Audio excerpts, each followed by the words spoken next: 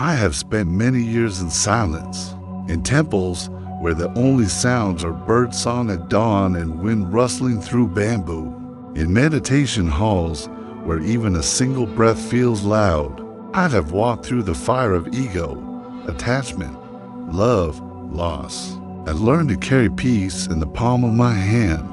But one story still echoes through the chambers of my heart. It was a day like any other, sunlight filtered through the trees, warm and golden. I had come down from the monastery to visit my son-in-law, a man I respected deeply, a man I considered a son, long before the ceremony that made it official. My daughter, my beautiful Asha, left this world 2 years ago. An accident. No warning.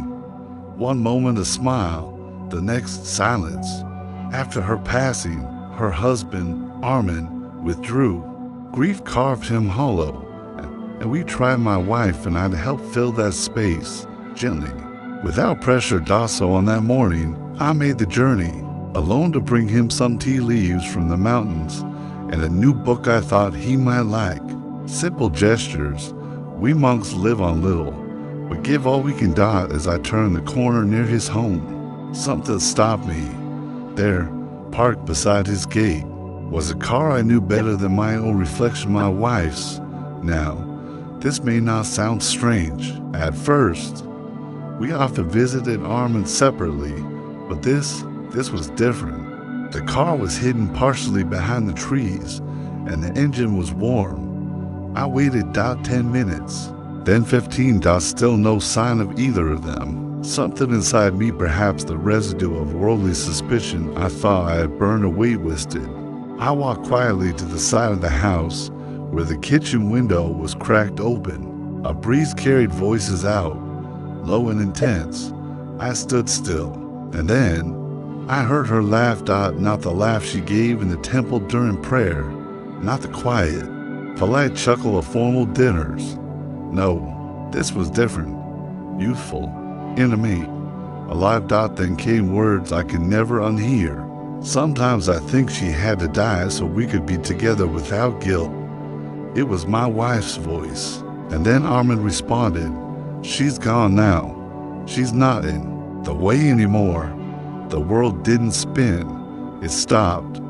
There are moments when time holds its breath. This was one. I stepped back, quietly, every movement heavy. Each step away from that window was like walking through fire. In the temple, we are taught not to cling, not to judge, to see the impermanence in all things.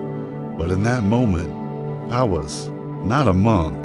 I was a man whose daughter was dead, whose wife was betraying her memory and me with the very man she had left behind.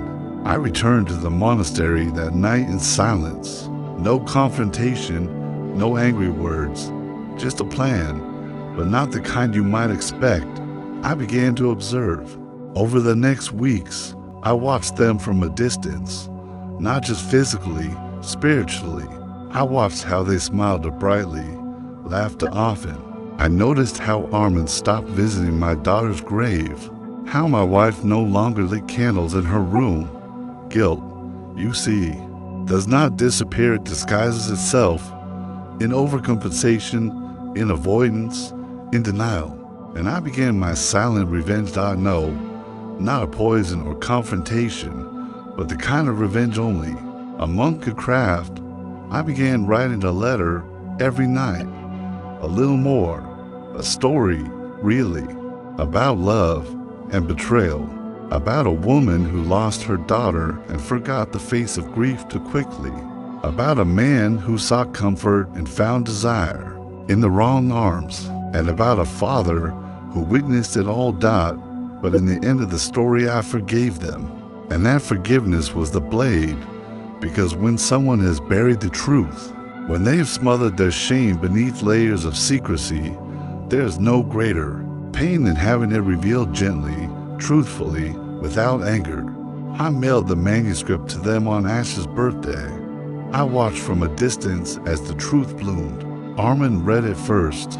I could see the way his hands shook, the way he pressed the pages to his chest and wept. My wife, took longer. When she finished it, she came to the monastery. We sat in silence. The birds were singing again. The wind still moved through the bamboo. Then she said, "You knew." I nodded. Tears streamed down her face, not because I yelled or accused, but because I hadn't. "I don't know why," she said. "I was so empty." "I know," I replied, "but Asha died only once. You killed her memory every time you smiled with him, and that was the truth. We can forgive, but we must name the wound first." Armin left the town. Quietly, I do not know where he went. I did not ask. My wife stayed, but we lived apart. I did not send her away, but the space between us grew naturally, like a vine growing in a crack. Some things break, not from force, but from silence. And yet, I was not angry, because even in this pain, I found a lesson. We think betrayal comes in loud moments, shouting, broken plates, slammed doors, but often it arrives softly, in laughter behind a closed window, in words whispered when no one is supposed to hear. We must be vigilant not only in action, but in intention. So now I teach my students, grief is not a door to walk through, it is a room we must learn to sit. And that desire is not love. In silence, when filled with truth, is the loudest sound of all. Sometimes the greatest revenge is to heal and to let others watch as you do, not out of cruelty, but as a mirror, so they see not what you've become, but what they could have been if only they'd chosen differently. I light a candle for my daughter every evening. I do not curse my wife. I do not search for Armin. I simply sit, and in that silence, I have found a deeper truth. Forgiveness does not mean forgetting. It means choosing peace over pain. And peace, my friends, is the only true revenge in this world.